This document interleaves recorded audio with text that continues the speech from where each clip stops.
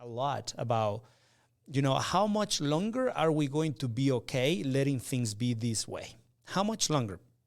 And then where is the wisdom that we need to tap into in order to change things? Because we all know that things need to be different, but very few people come up with an idea like Proyecto La Luz, right? Yes, sir, Mr. Kyle Gamba. Thank you so much. I feel very lucky to get to steal you for a few hours and just get to know you and learn from you, from your leadership and all the super cool, out-of-the-box things that you're creating. So thank you so much for making time. My pleasure. Super excited to be here. And I don't think it's a me. I think it's a we. Yeah. Well, I would love to unpack. We are going to learn together. How's this year going for you, man? How did everything start? I think the year's started off really, really strong. It's been very exciting to be in year 2 of something that is kind of built from the ground up. I think in year 1, one of the things we noticed was we were about 5 minutes ahead of the kids, if you know what I mean, in terms of planning. We were literally probably one day ahead of the kids at some point. Maybe we were at some point a week ahead of the kids. And this year it just feels really, really good to kind of at least know where we're going and what to expect. I think we are trying to give ourselves a lot of grace around the fact that we are creating something new.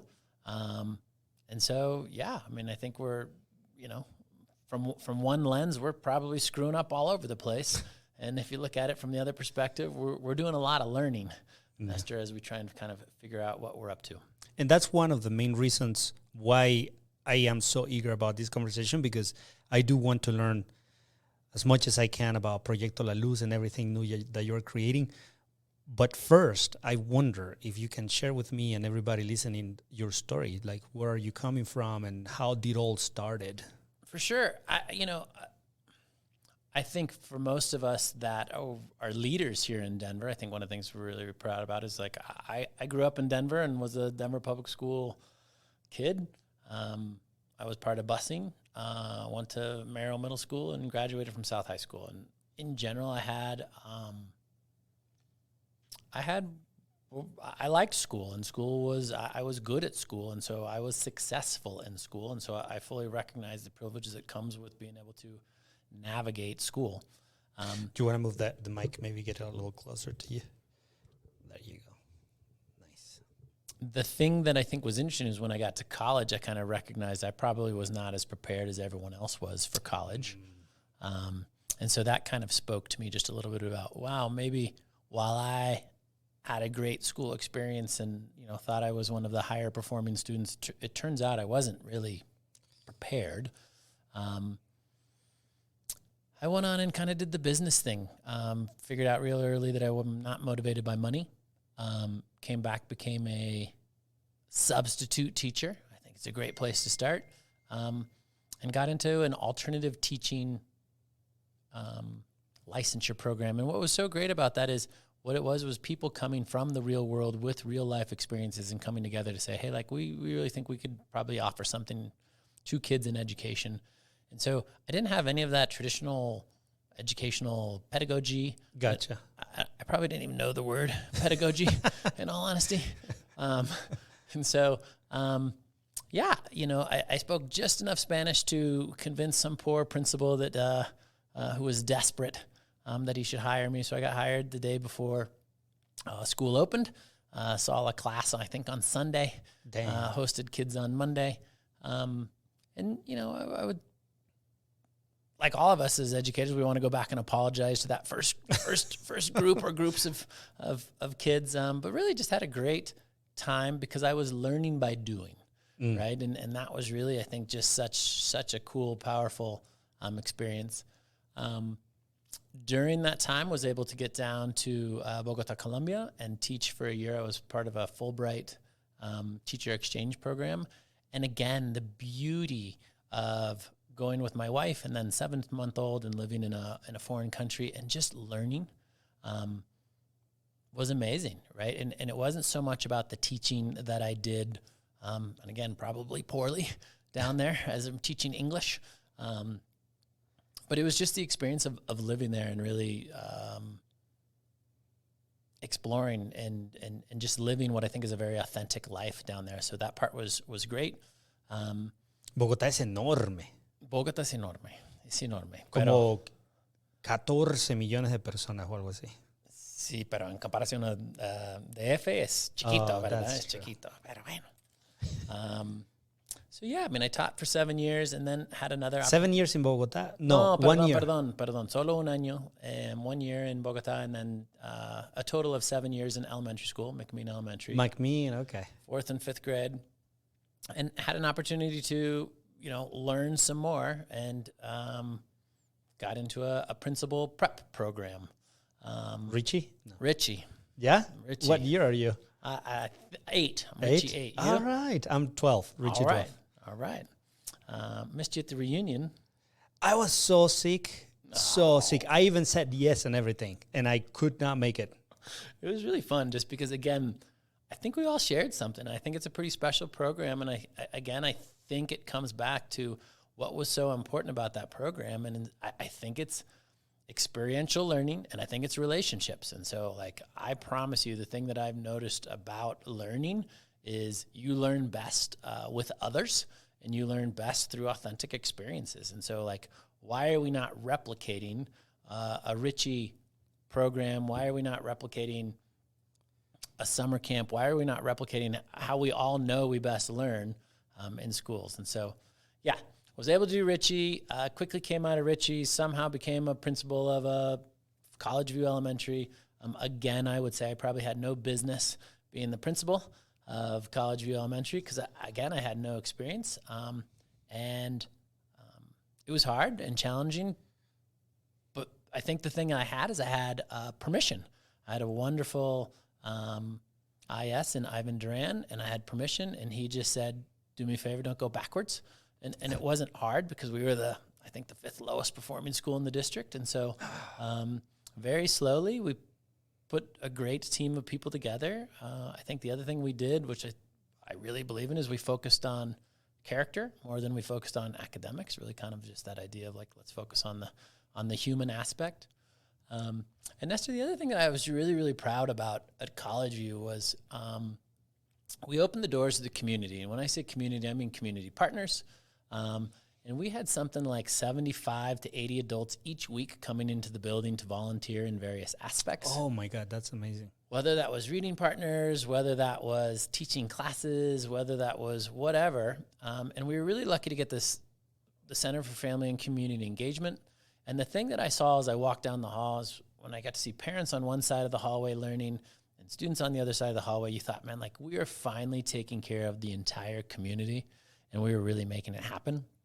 And so that was just another lesson for me, which I said, God, we cannot do this alone. It has to be community. And the community wants it. And I think my role as a school leader was absolutely to open up and give as much space as possible to any community partner that want to come and help our kids. So yeah, I thoroughly enjoyed that experience, and that was 5 years at College View. And what was great is, we took a low-performing school, and at least as per the district and the district size, we turned it around. I still think we probably had a ways to go, but it was just such a great experience, and it was because of the team, right? You've talked to me about this, and you know this better than anyone. You're important, but you're not nearly as important as everyone else. That's exactly it. And so, yeah, I got a chance after that because we know this work in schools is pretty hard, and had such a great experience in Bogota that at the time started looking around for international opportunities and was able to become the principal of called San Roberto International School in Monterrey, Mexico. And I think the funnest, the part that was the most fun about that was taking my family and going down at the time. I guess this would have been a kid in ECE, a kid in 2nd grade, and a kid in 5th grade. And being able to be my own kid's principal, which is something that's the best. All about. And it's just pretty cool that, when you get in the car and you're commuting to school, which is also your job, you have time with your kids. And so I had 3 years as a principal of my own children. And my wife and I often reflect on like the greatest gift that we gave our children was 3 years of living abroad in a different culture, hopefully picking up some of the language, never as much as you'd like them to pick up. And it was just a gift. And it was a gift to be able to travel around Mexico for as much as we did in the 3 years and see as much as we did. And again, it's this theme for me that, wow, I became a better person. I learned a ton because I was in this authentic learning experience. And the thing I love to say is when you have to think about ordering a loaf of bread or ordering a coffee or any of this stuff, you know you're living. And I think sometimes we all here, especially right now, you don't think when you go order that coffee. You don't think twice about, filling your needs. But when you live in a foreign country and you actually have to think, I think it's a beautiful thing. And so I just loved the experience. Came back and had a cool opportunity to be the interim principal at a school called DCIS, which is Denver Center for International Studies. Was just the interim as they were looking for the leader to kind of move forward. COVID hit, so that was really fun. We all remember. All remember that. I think while I'm really proud of some of the things that we were able to accomplish at DCIS in the short time I was there, I think the thing that I look back and regret the most was we probably had the worst graduation in the history of graduations. Oh, really? This was one of these ones where there was 1,000 rules and kids aren't allowed to be anywhere near each other. Yeah. We tried doing a graduation at the parking lot at South High School. Turns out it was a windy day, which means the big screen that they blew up. Oh my God! So that blew down, and then the sound system didn't work at all, and so it was you just felt so bad for that graduating class. I mean, and yeah, that was kind of my last moment in Denver Public Schools was this graduation, which I think we can fairly describe as a flop. And so, yeah, I mean, it was about that time where kind of trying to figure out what the next move is and what we wanted to do. I got a very cool learning opportunity, Nestor, to participate in what would we call this? So it's called the Iterative Space. It was a residency program. But here's what I'm going to tell you, and again, this all comes back to like how I think we learn. There's a group of really, really brilliant leaders out there. And they have set up this space. Again, it's called the Iterative Space. And they give a opportunity to educators such as yourself, myself, anyone that really is just interested in helping people learn. Mm-hmm. They invite you into the space and say, here is the time and space that we want you to give yourself so you can kind of continue to develop an idea. There's no requirement. So in other words, at the end of this, you do not have to share out what you've learned. You don't have to turn anything in.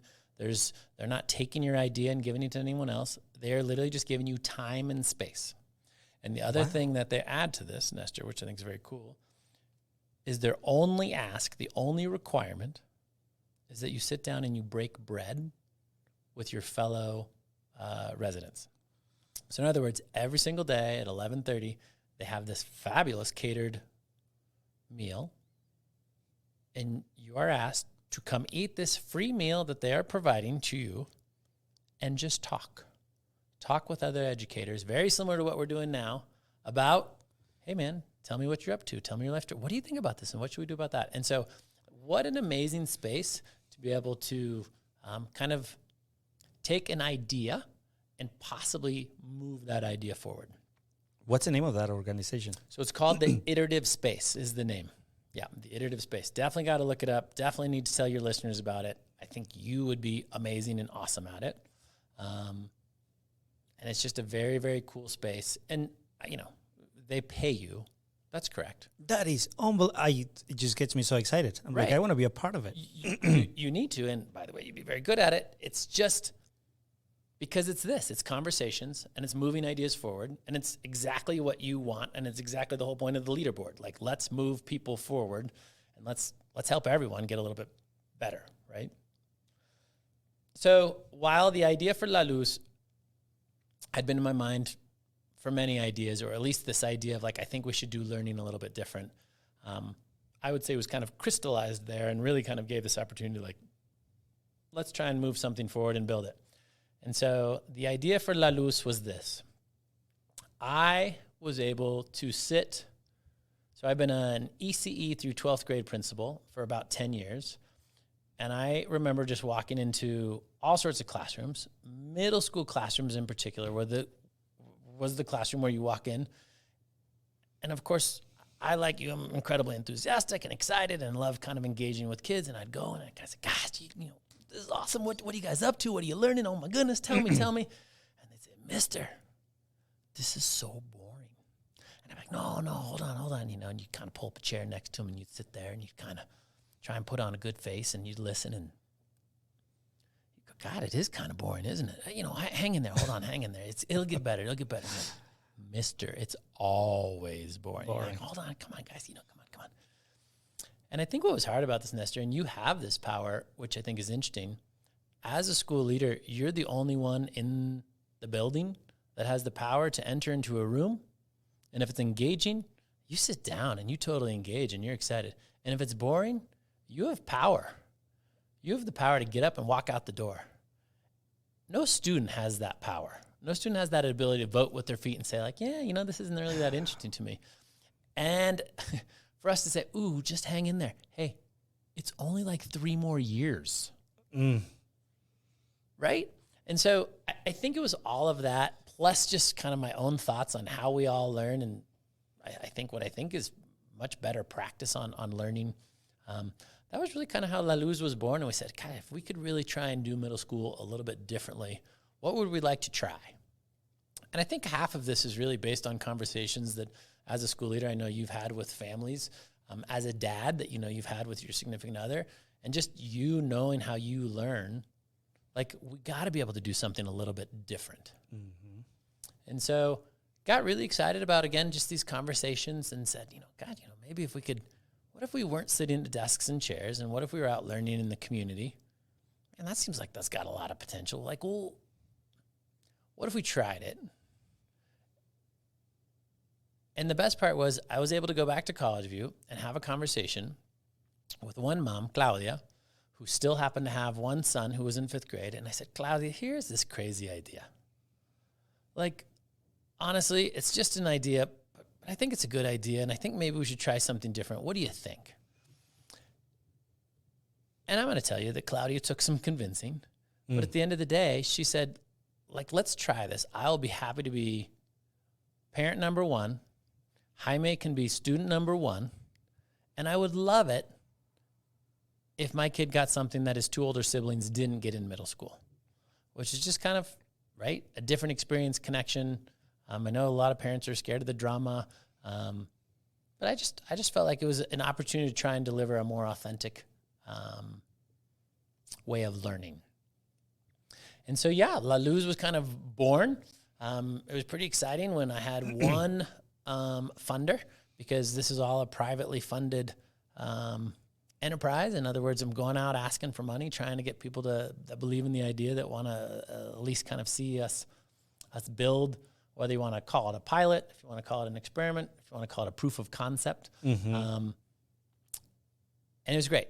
So one student was the start, and a little bit of money, and I thought, well, God, at the very least, if we don't get a single other student, this kid's going to have a really amazing year. Heck yeah. And we're going to just take this kid out on all sorts of adventures. So how long ago was that? So that would have been, I'm going to say last July. So whatever, 1.5 years ago, and it kind of launched. And so that was student 1. In year 1, we did a lot of really cool things. I think we learned a lot. I think, as much as we learned of things we want to keep doing, I think we probably learned things we probably shouldn't do again. Yeah. But that's all just kind of part of the process. And again, I think this all comes down to, and Nestor, I love to ask this question. If you had to learn something, you, Nestor Bravo, you want to learn something, are you going to sign up for a class where you sit with, 25 other students? You're most likely going to sit at a desk and chair. There's most likely going to be an educator or a teacher at the front of the room. Are you going to sign up for that? And is that how you best learn? Or, and again, I'm not a betting man, but I'm willing to bet right now that you would say, Kyle, I'm probably not signing up for a class and going to a class. I'm going to investigate. I'm going to ask around. I'm going to look on the internet. I'm going to watch a video. I'm going to try. I'm going to actually, I'm going to go get involved in my own learning. And like, that's the whole point. Like, I just don't think any of us would sign up for a class anymore. Especially if you have the freedom to explore at your own pace with your own motivations. If you're allowed to research, I don't know, a scientific project or a social studies or math or a literature piece, and you have that self-agency where you can lead your own learning and having the encouragement and the resources of somebody else who's there putting you first. I love that. I think that's the future. I couldn't agree more with you. And as I honestly sit here in what is this very cool studio that you've created, again, I would ask you, did you go to a class and sit in a class to figure out how to do all of this? No, sir. It took me, it all started during the pandemic. I was profoundly isolated, and I missed people like you, like Rob Beam, like everybody who's been on these podcasts already. I have dozens of people who have sat down with me, and I miss talking to them. And I had to figure out how to work a console and mics and how much they cost and what tutorials to take. And it was my own curiosity, my own desire to learn and discover something, and my wife putting up with me being gone for days in a row. And she believed in me, so she was willing to put up with it for 2 full summers. So I would be a Proyecto La Luz kid for sure. I'm just saying, this is the epitome of learning. As I sit here and look at you across the studio with all of this equipment, like, this is the epitome of learning. And so why aren't we somehow teaching kids, or why does learning not look much closer to this than what it looks like? Yeah. I have asked myself these questions for a very long time. And I think the learning institution, the way we look at education, is not that connected to innovation or to the Silicon Valley Neuralink, chips that they upgrade every year. The institution of education is more connected to traditional, like to church, to, like those things that are valuable because they continue to be the same. And that bothers me. If we get a new iteration of an iPhone every year, every 2 years, why don't we expect a new iteration of a classroom every year, or a new iteration of a technological device that connects kids a little bit better? Like, we are just so attached to the tradition, to the authority of a teacher delivering content to the kid, and we see that learning is happening to the degree that the teacher is distinguished. And sometimes we oversee that curiosity, that self-agency that kids instinctively have to explore the world.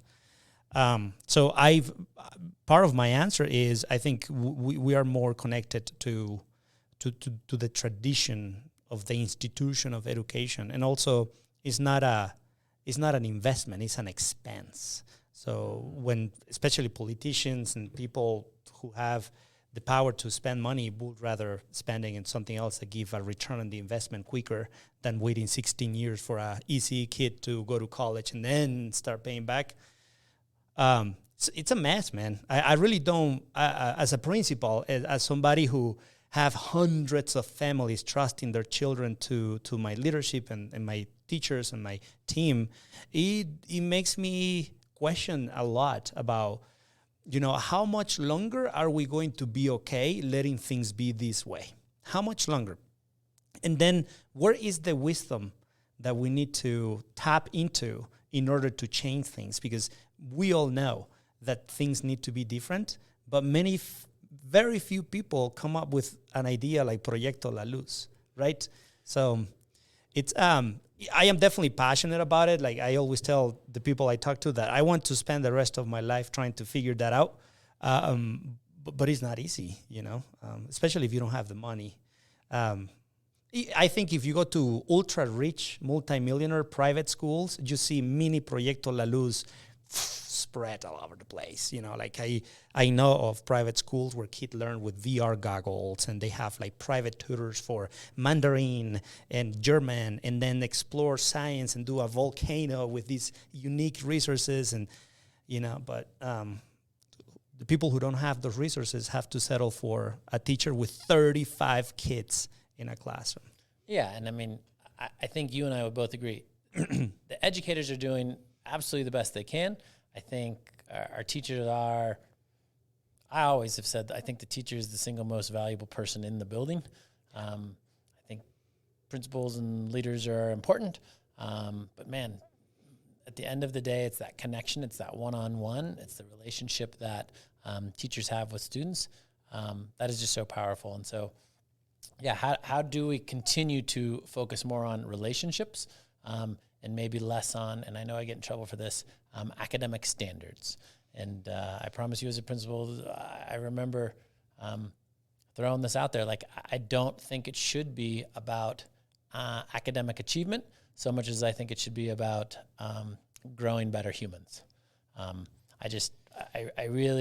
I think it's, and by the way, let me say this very clearly. I think it's really, really important that kids know how to read and that kids know how to write, because without reading and writing, I'm not able to understand the way you're communicating with me. I'm not able to communicate my ideas clearly to you. I think it's really, really important to understand numbers and how numbers work together. And I think numbers, I'm not going to even call it math, because I think math then scares people and people don't, I'm not good at that. But I think understanding numbers and how they all play together, it's like another language. And I think it's really, really important to understand how numbers play together, because it's a language that we use. It's a language that we use a lot. So I would say it's really important to understand those things, but I do not think that they have to be taught in the way that they've been taught for the last... at least 180 years in the United States, hundreds of years. Like if you look at a classroom from the 1920s, and teachers are real superheroes, period. Like kids walk into a building and watch a teacher and they're learning how to be people. 100%. They look at you and especially we tend to think that kids learn when you say, okay, the objective of the day is now let's learn. Kids learn from the moment they walk into the building and they see you treating each other, and that human component of instruction is so crucial. And I think that's precisely why teachers are so important, because the quality of their humanity is what gets into the kids' development as well. Yeah, and I believe that. And I have always kind of said it one way, like kids won't learn until they have that relationship with you. Right? So that relationship, you got to lead with that humanity piece. And then once you have that relationship, the learning will come in a more authentic and organic way. But just sit down, time to learn. It's just, I don't know. I think it's incredibly antiquated, and I'm excited not to be part of it. Yeah, and especially if we look at learning as one of our instincts. Like, we're curious by nature. Oh, man. If you're not curious, there is something that we should study about you that so we can help you figure it out. But naturally, you are born and you start just looking around, recognizing the environment, identifying threats and whatever comes with instinct, but also the need to become something other than what you currently are is like a human driver. 100%. To explore, right? Yeah. Just unleash it. Just let it happen, man. Let's just, that's so amazing. And it also makes me think of you as a human being and all the experiences you have had in Bogota, Monterrey, high school, middle school, Richie, in the business world, a dad, husband. Like, you have like this extensive life experience where you have become the leader that thought the need of creating something new. Yeah, and again, I would just say, I think you too, and like we could point at anyone in this building right now, like every single one of us has these amazing, unique experiences. How do we just kind of help people to stop, reflect, sit back and say, hey, cool, where did most of your learning experiences come from? And how do we kind of make this shift and get away from maybe the word even education, maybe we get away from the word school and we just get to learning. And we get back to what you're talking about, curiosity, because I do think everyone wants to learn. I do think everyone naturally wants to grow. I think everyone is curious.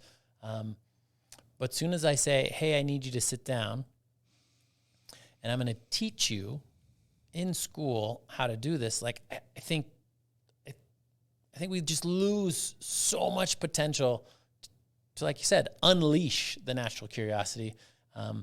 And I think we've all been through it. And I'm going to make this number up, but I think 98% of us have all sat in a very similar middle school classroom. I think 98% of us probably all sat in a weird freshman year class, or 98% of us sat in a second grade class. And so when I say second grade to you, or I say second grade to anyone else, we all kind of have the same perspective or idea of what second grade should be like. When I think if we actually stopped and said, man, what do you think if second grade could be anything, what should second grade be like? I wonder how many of us would be like, you know what? Man, we should really have kids be sitting in class together and then lining up and doing hugs and bubbles down the hallway because we don't want any kid to make any other noise because it's going to, as opposed to say, God, I tell you what if your kid did summer camp but for an entire year? Like, what would your second grader come out of summer camp school with? And I just think they would be like, heck yeah. As a parent, like, I think I can sign. Oh, yeah, by the way, for me, that would have been great.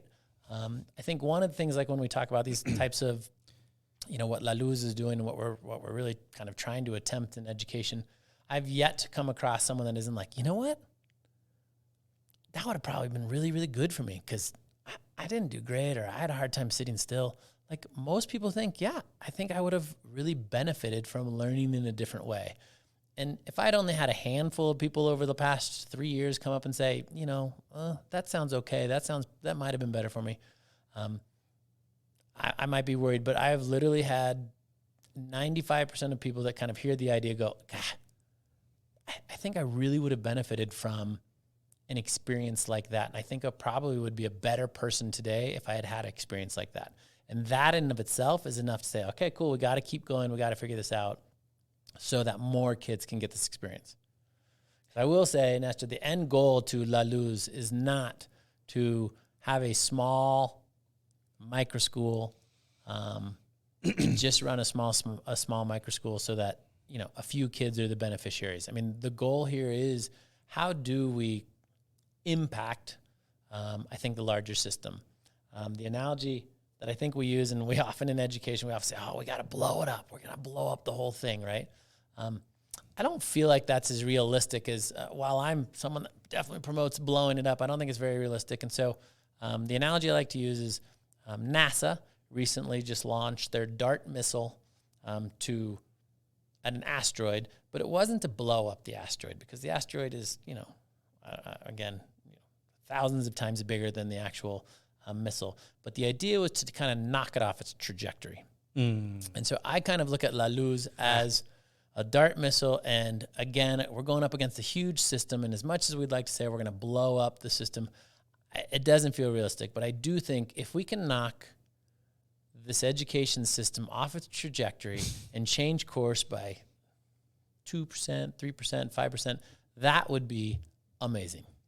That is beautiful, man. I that's probably the best analogy I could have ever heard. And I think if I were to paraphrase you, I would say, sorry, I need to write that down. Oh, please. I would say that another way to paraphrase that would be, learning has become a chore. And the way for hundreds of years, not only in the U.S., you were in Monterrey and in Bogota. I was in Venezuela. I've been in Guatemala. I've been an educator my whole life.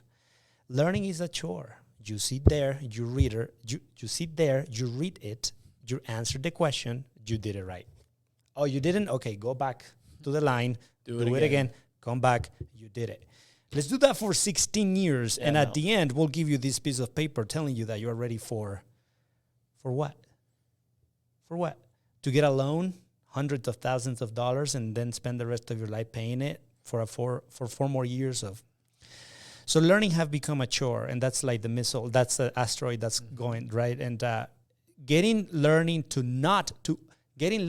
unbecome a chore and become something that is curious, or something that actually caught my attention, something that becomes a lifestyle. I'm a learner. I'm a teacher. I'm a dad. I'm a learner. I'm going to die, and I'm going to continue to learn. So getting that idea of this is not a chore. I don't want you to sit there and do it just because I'm asking you. This is actually the way you're going to discover yourself, right? That's a little 100%. Just land it there, push it aside, and then all of a sudden you land hundreds of millions of miles away just because you did that little touch and moved it. Yeah, and just on the same thing, what's really, really fun, another analogy is, so massive cruise ships or massive tanker ships, it's not the rudder that does it's really, really hard to turn a massive cruise ship in any way, shape, or form. But what they have is lots and lots of very, very small rudders called trim tabs. And it's the same idea. It's these little trim tabs just changing the trajectory of the boat by just 2 or 3 degrees. And I got to say, if we could change the trajectory of everyone's life by just 2 or 3 degrees, where that takes you, 3 degrees different from your, where you were headed, 3 degrees over the course. I mean, we can change lives, right? And I really I love what you're saying. I obviously fundamentally believe in it. And it's this idea of, how do we stop thinking about education as I send my kids to school for 16 years and then I keep my fingers crossed that they are good people and that they're ready to go be productive citizens in society? It blows my mind. And painfully, I have to acknowledge that was my life as a student. I have a bachelor's degree in literature. I have a master's degree in literature. And I never wrote anything that wasn't to get a grade. I was a student who I discovered my love for writing after life gave me the challenges for me to unpack them as I wrote. My mom died in February. I have had difficult things like you have. And when I saw writing as an intimate exercise where I am with myself and my thoughts, and the more I write, the more I sort out my ideas, and I discovered writing as this beautiful, important tool for my life to grow, to develop myself, I was like, I just feel cheated. I spent 16 years in education as a student, got my bachelor's in literature. Like, I went for 5 years, in Venezuela college is 5 years. I went for 5 years to college to study literature, philosophy, art, Latin, everything about books and the history of people writing books. And I never thought of writing to improve myself. Writing was always a chore.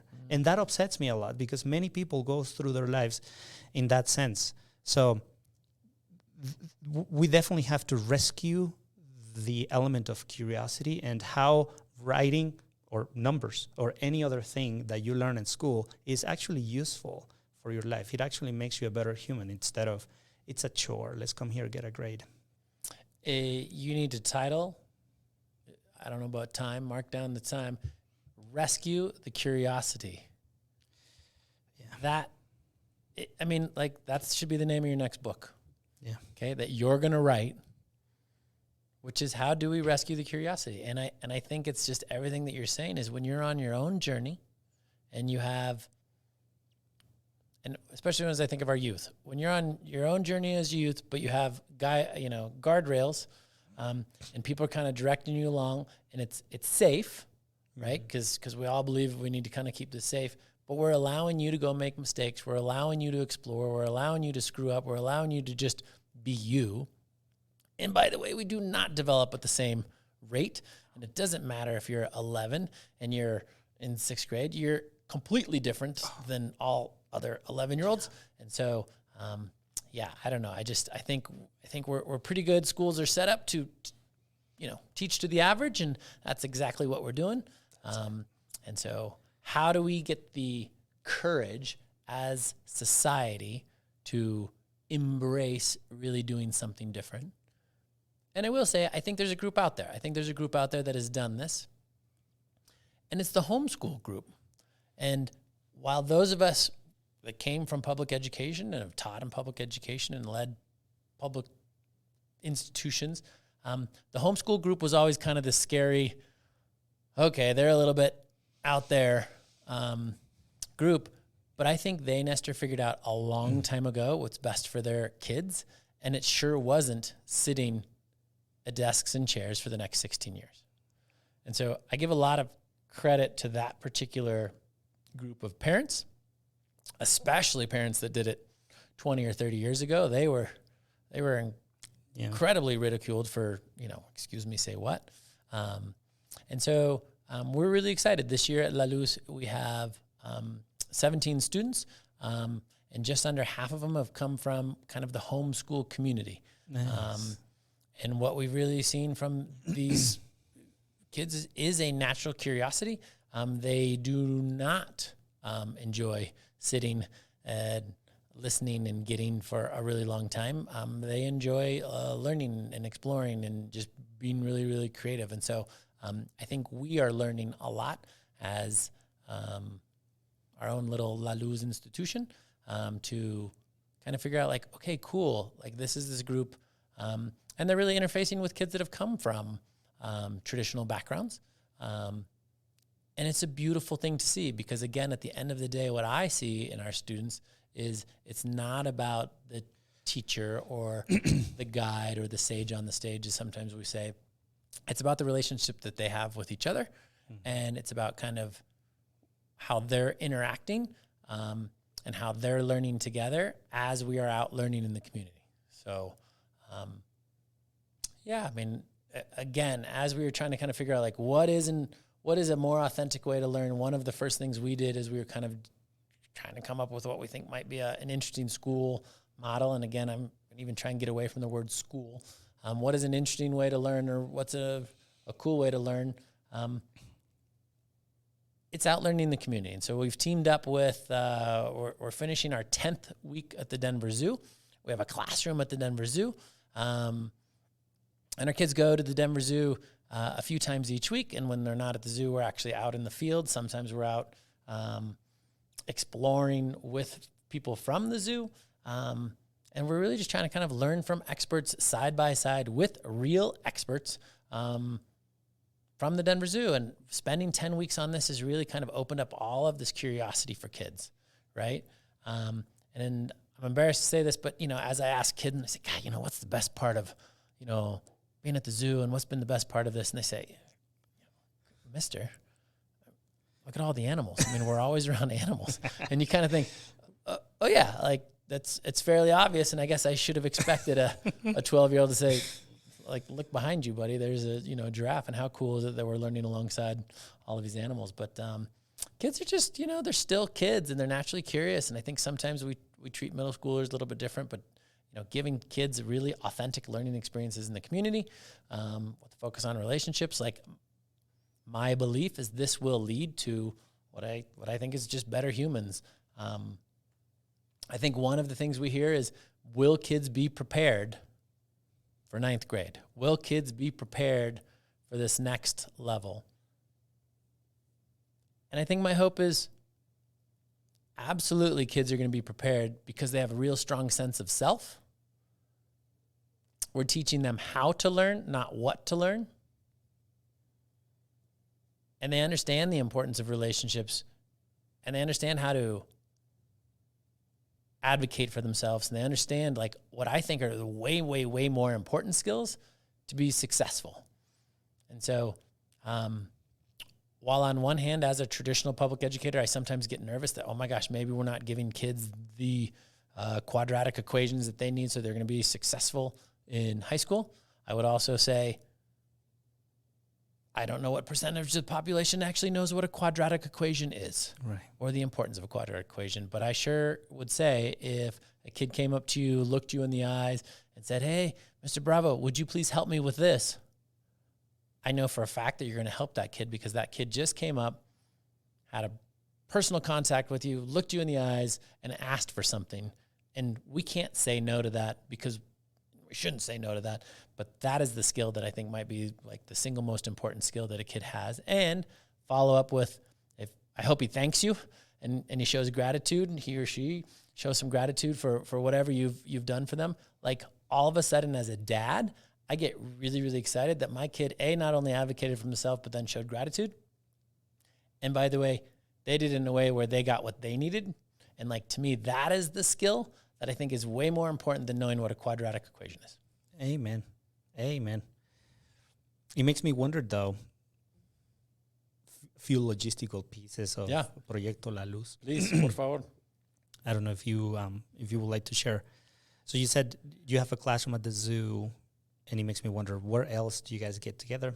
How often? How do you grade? Do you give grades? What is the academic content? What is the structure for reading and writing and social studies? It makes me wonder, how do you comply, or how do you marry, or how do you integrate the element of traditional schooling and the measures of traditional academic achievements, such as CMAS, blah, blah, blah, blah, blah.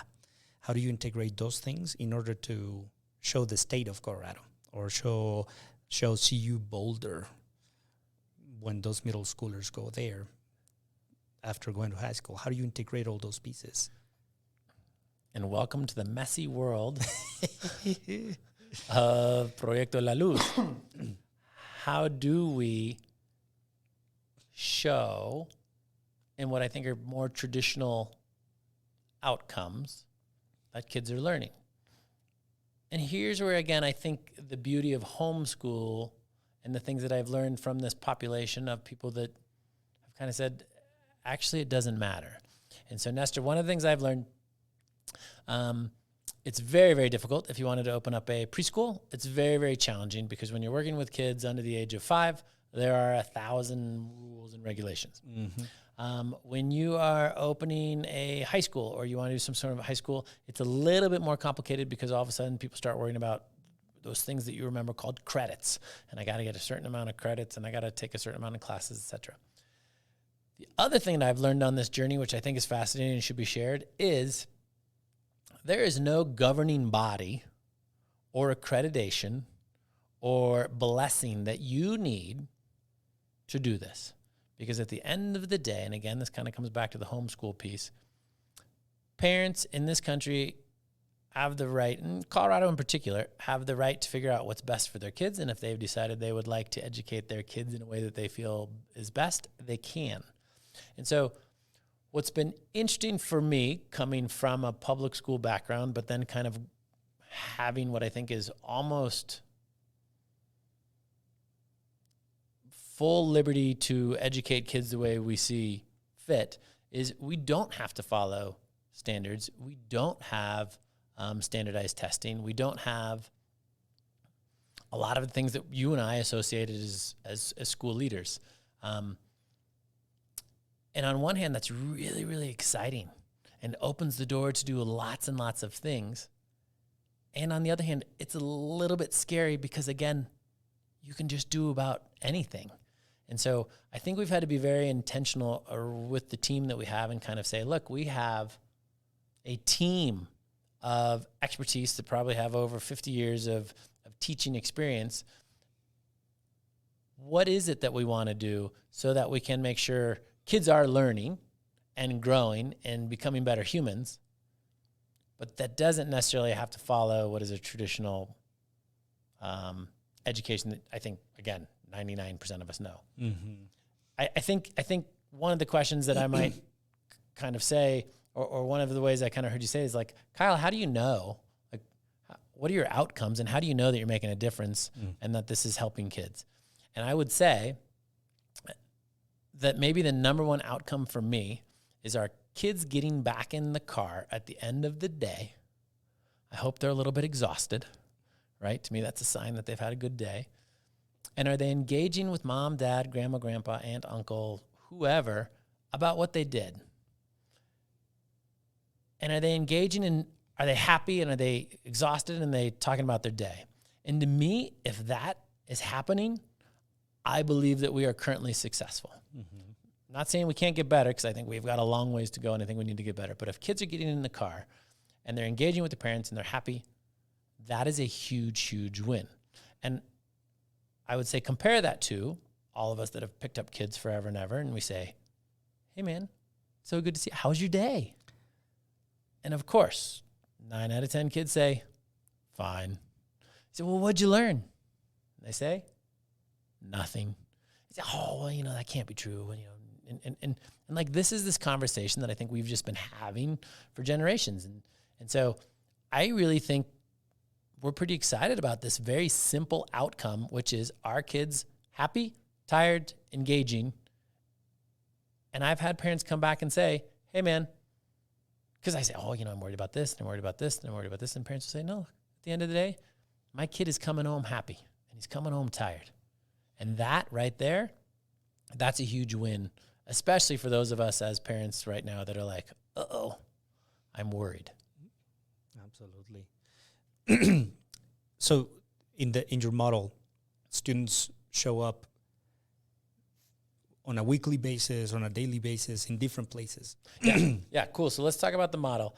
Been very, very fortunate. The Denver Public Schools has, in a sense, leased us a classroom. So what we have is we have Base Camp. Okay.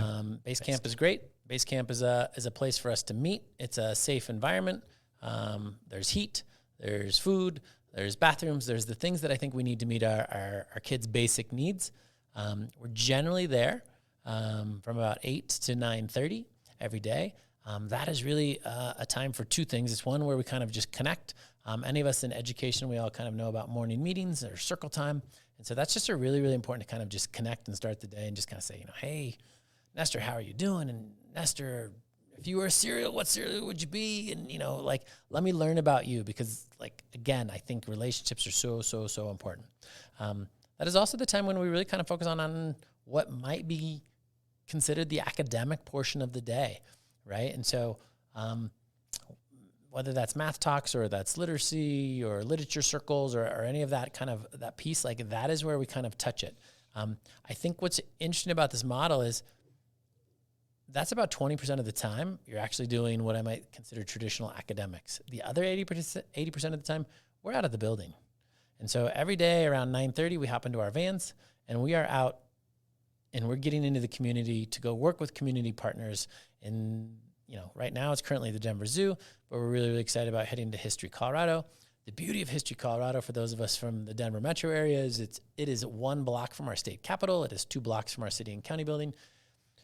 And you have the most unique opportunity to go learn about government by actually being there. And I'm not talking about the one-day field trip. And I think that part's really important. We're trying to get away from a one-day field trip, which is more of just it's a big party and we're super excited. And, what do you have in your lunch today, Nestor? I can't believe I get to sit on the bus next to you. This is going to be the best day ever. And it's really just about, let's unleash that national curiosity. Let's give kids some guardrails. But, hey, today you get a chance to do a mock city council meeting, which means you're going to play the role of the city council. Maybe you didn't even know that the city had a city council and what the role of the city council is. So, let's get kids in these opportunities to actually go see, to actually go sit in the chair and to bang the gavel. And guess what? That is to me a way more authentic learning experience. And so the idea for us is to find community partners, continue to, and I think there's thousands of them. I don't think we're ever going to run out of community partners and amazing people in the community that want to learn. And how do we kind of team up with them and how do we co-create unique and authentic learning experiences so that kids grow? Do we want to see some outcomes in terms of learning at the end of this? Absolutely. The other day, last week at the zoo, our kids presented to guests at the zoo. So it was a free day at the zoo and our kids set up, in a sense, booths and had, all sorts of guests come over and they tried to convey all the things that they'd learned about conservation and why conservation is important and why people should care about conservation. But it was a real authentic audience. It wasn't, no offense to us, it wasn't the principal, it wasn't the assistant principal, it wasn't the teacher, it wasn't, the school psych coming in to listen to the presentation. And so it was an authentic audience, it was an authentic project. And I just think that is what we need to kind of go for more. It is just making me think, and I'm sure you have thought of this before, but a kid who sees education through those lenses, it's putting more focus on their internal responses to their own internal compass, their own curiosities, and they feel the autonomy and the authority to say, can we stop here? Can we go this way? Can we go that way? That kid turns 25 years old, gets a job, turns 18 years old, 17 years old, gets a job, or gets themselves into situations, and they're going to go back and be, oh, wait a second, I have an internal compass. I can actually make a decision by myself right now. I don't have to feel stuck and compliant to this job that has been assigned to me for the rest of my life. And it is just making me think of differences between growing up in a classroom with 35 kids and doing the chore or completing this homework, and then getting a job and doing the chore of sitting at the desk and clocking in, clocking out, and having kids who are actually able to be like, hold on a second. I am curious. I have these 5 questions. Can you answer these questions for me? Actually, this is not going to work for me. Can I try something else? Or when they have a relationship, like the sense of autonomy that derives from trusting your own instinct and exploring your own ideas. I think that's kind of what we all should strive for. I mean, can we agree? Like it's what we would want for every single one of our kids in the building that you're in, that I'm in. Like it's what we want for everyone. And I'm gonna be real honest. It's in society. Like, wouldn't you want that for your neighbor? Wouldn't you want that for just about everybody? This ability to be like, I know myself pretty well. I have this internal compass. Let's have this. Let me ask some hard questions, but let me use the skill set that I have, because I now know how I learn, and I know how to best learn. And it's not about society telling me that I have to do this for 16 years. How would those kids vote? How would these kids react when they realize, oh, there's only 2 political parties in this country? What the hell is going on? And I don't want to get into it, but it just makes me excited to know that those kids are going to ask the same questions they ask at the zoo when they see the rhino and the giraffe, and how excited they ask to ask a question that nobody ever asked before. And they keep in that fire, that curiosity when they're in the mid-20s, the mid-30s, the mid-40s, and they have to be citizens, they have to vote, they have to make decisions about their own finances. They have to talk to a boss. It's got potential, man. It gets me really, really excited just to think about it too. I do have to be honest, though, and ask you that it requires a very special leader and a very specific mindset and a very specific set of huevos to embark on a journey taking these huge risks. And I am just wanting to know from you what it takes, what kind of leader, what are the attributes of a great leader that can respond to the needs of those kids? Like how do, and I know you're very humble and you would hate to talk about yourself in that regard, but if you were to describe the kind of leader that these kiddos need in order to move them from a classroom to exploration and closing that gap, I believe that closing the gap between what is happening in the classrooms that have been happening for 180 years and break that and turn into something new, creative, risky, perhaps dangerous, but also rewarding, that gap can be closed with a new leader, with a different kind of leadership. What do you think that leader would look like? A, I appreciate the question. And B, I would say, I'm not so sure. I think every single one of us is capable of being this leader. And I think it's just giving people the opportunity to, in fact, lead and go through these opportunities, right? And so am I very lucky to have been at the right time and the right place to have kind of made this happen? Yes. And have I been blessed in these first few years to kind of have some people that believe enough in the idea to give a little bit of funding so that we can keep going? For sure. But when I think of the real leaders, I actually think of our educators who are doing the work day in and day out with kids and trying to figure out how is it that it's not just about giving you, the learner, this kind of authentic experience, but it's also making sure that I'm giving you this authentic experience and I'm giving you time to reflect on that learning, because I think that's maybe a key component that maybe we haven't talked about yet, but this idea of like, it's not just about you going and doing something. I don't think that's where the learning comes from. I think that's actually just kind of the doing something, but I actually think it has more to do with you going and doing something, and then let's give you the space as the learner to reflect on it and really think about what is it that you've done and why was that important or why wasn't important or whatever. But like, that's where the learning comes from. And so I think I've just been very fortunate to kind of have that space. And I think that's what we're trying to give to our kids at La Luz is go forth, have authentic experiences. We're helping to set these up, but then how do we make sure that the learning comes forth from it? And by the way, this is where I think like the magic, I think this is the magic and this is the hard part and this is the secret sauce and this is all of the things. How do our educators or our guides, as we like to call them, how do our guides make sure that they are not just taking kids and giving them experiences, but how do we make sure that they're giving kids experiences and that learning is coming forth from those experiences? And I think that's the great challenge.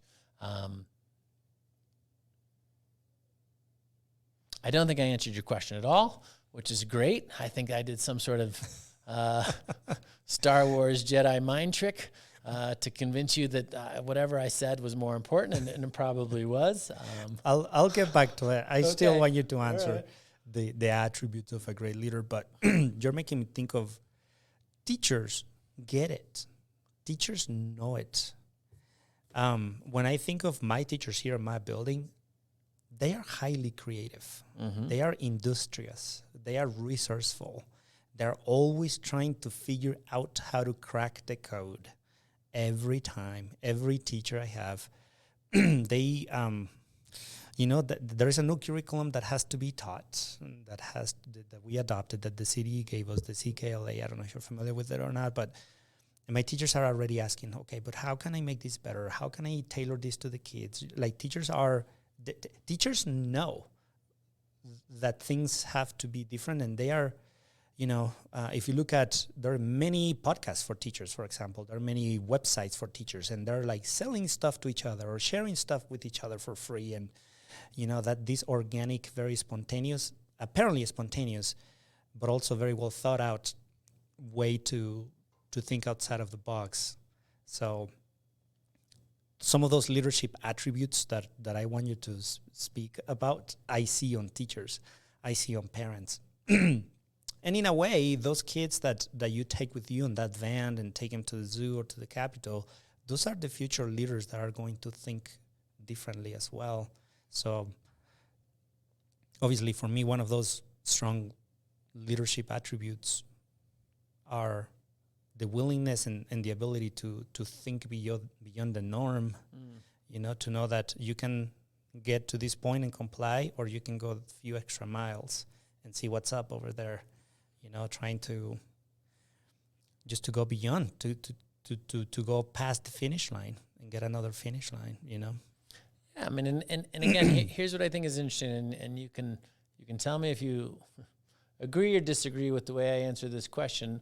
But for me, I don't even know if it's so much the leadership attributes as I have been blessed to have a series of experiences in my life that have shown me that this is what I think is a better way to learn, or a more authentic way to learn than what we currently do. I have traveled extensively, and I have learned a ton through travel. I've been able to live abroad, learned a ton, been able to play sports, got to see, what I think is a very different way of approaching and teamwork and that sort of thing.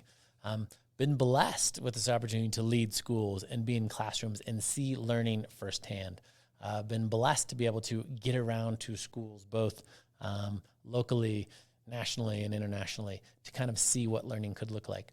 And I just think in this case, in the case of La Luz, it is really me being able to stop and reflect on the fact that I am the person I am because of the opportunities I've had, and I'm the person I am because of the experiences that I've had, and all of that has led for me to be in the right time, the right space, the right opportunities to say, great, let's shift, let's pivot, let's ideate, and let's get away from what we've been doing, because I think we can do so much better. Yes, sir. We definitely can. Where do you see Proyecto La Luz going if you were to look back 10 years from now? Or look forward, I guess. All right. I think my hope for La Luz would be this. I think we're onto something, and I think it's really, really fun to try and build out a proof of concept. Yes, it's challenging, it's hard, and funding, and, you know, all of the things. But I'm happy right now, Nestor, because I'm learning. And again, it goes back to I'm out there trying, and I'm out there learning, and I'm out there pivoting. And it's exactly what I want for kids. And so in 10 years from today, I think it would be amazing if we kind of look at, if we have this mind shift as a society that it's not about education, as I think we all think of education, but it is really about growing young people, and it's about authentic learning. And so if we had lots and lots of opportunities in small, and by the way, I think small is important. I think sometimes when you have a massive school of, 500, 1,000 kids, like, you're going to lose a little bit, not a little bit, you're going to lose a lot of that relationship piece and that authentic piece. And so I think we just need a lot more very authentic experiences in the community. And if we kind of shifted back, and this is what I think maybe we should end with, we need to go back to what we know has always worked, right? If we're talking 1,000 years ago, or we're talking 2,000 years ago, like, there is such wisdom in the ways that we used to raise kids. And again, I think it's just getting away from this industrial way of, quote unquote, educating kids, because again, I think that's what we've done. We've really, all in our minds, every single one of us that has gone to school, like, we're very familiar with the industrial age, but we need to go back to our roots. And our roots are simply this: the village takes care of the children. It takes a village to raise children. We all instill the values of the village in the children, and it's not up to one person or two people to be in charge of educating our kids.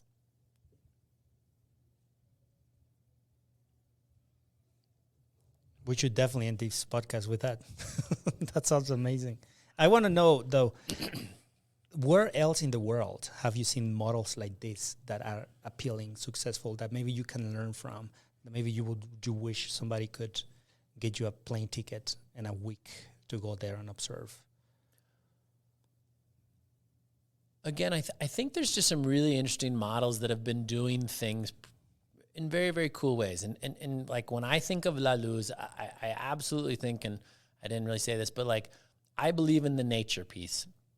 And so a big part of one of our days, we try and make it a forest school day, or any sort of nature pedagogy. I also kind of think of it as expeditionary. And we also have an educator that comes from a Montessori background. And so, having educators with a forest pedagogy and, Montessori background, expeditionary, all of these are amazing models that are currently happening. I think if you've ever been in a Montessori classroom and you kind of go, I don't know what they're doing. It sure doesn't look like they're sitting and getting, but they're totally engaged. I think you kind of go, oh. If you've ever seen a forest school in action, when kids are using a bow drill and they're actually starting a fire, and then they use that fire to then cook something that they have brought from home, that is authentic, and that is real, and that is something that'll stay with them. And then expeditions, like, I think going on a week-long expedition, whether that's, in 4th grade and, you're a little bit carried along, or if by 12th grade you're hiking the Colorado Trail, like some of the expeditionary schools. Like, I think there's some amazing models already out there, and I think we are absolutely copying, borrowing a huge percentage of kind of what we do from the other pedagogies. I think the thing that we're just kind of adding to it is really, I think this focus on the relationships first and foremost, to me, is kind of super important, and doing a lot of this in the community. And so I cannot say that this is just something that we've created. It's absolutely a collaboration of many, many things. And I would encourage everyone to kind of go out there and explore Montessori, expeditionary, forest schools. And how about we all just think back to, when did you have the most fun and when did you learn at age 11? And I have reason to believe it was probably playing in the backyard, or it was at summer camp, or it was when you got to travel across the country to go visit grandma, or whatever it was. Like, that is when real and authentic learning happened. And so why do we not do more of that? Absolutely. My boys have amazing teachers. My two sons, they have amazing teachers. I wish I had those teachers. But when they get home and I ask them what was their favorite part of the day, you know where it was? At recess. Always. Every single time. Every single time is outside, sweating, kicking a ball, touching things, laughing, talking to friends, when they feel that they are in charge of a part of the day. So, man, this has been a pleasure. Time flew. The pleasure is all mine, my friend. Thank you so much. Do you have any, as we close, do you have any final message for all the school leaders who are working in, traditional schools, maybe innovation schools, and we are trying to do something different, something special? What would you say to all of us? Man, I just have such great appreciation for all school leaders, having been one for so long. And I'm going to say this. I think what you're doing right here, right now, by connecting folks, that's the single most important thing that we as school leaders need to do. And we all know this, and sometimes we don't give ourselves the time and space and permission to do that and to reach out or go have the happy hour with other school leaders or just go visit another school. But my advice to any school leader would be make sure that you are connecting with other school leaders as much as possible, because you're not getting any better, nor are you bringing anything to your teachers or to your families or to your students by staying in that building and working your butt off. You need to make sure that you're out there growing, learning, leading, and do that by example so that you can bring that back into the building, and then make sure that you're giving your teachers permission to get out, grow, learn, lead. And if we can, let's get our kids out and let's give them the opportunity to grow, learn, and lead. Yes, sir. Amen. Thank you so much, Kyle. It's been a pleasure. Man, my pleasure. We'd love to connect with you back in the future and see how Proyecto La Luz is going. Everybody listening, check it out. I'm going to put a 1-minute video that Kyle has talking about Proyecto La Luz. It really captures the essence, the soul, and the future of what he's doing. So let's stay tuned. Thank you so much, sir. Mil gracias, hombre.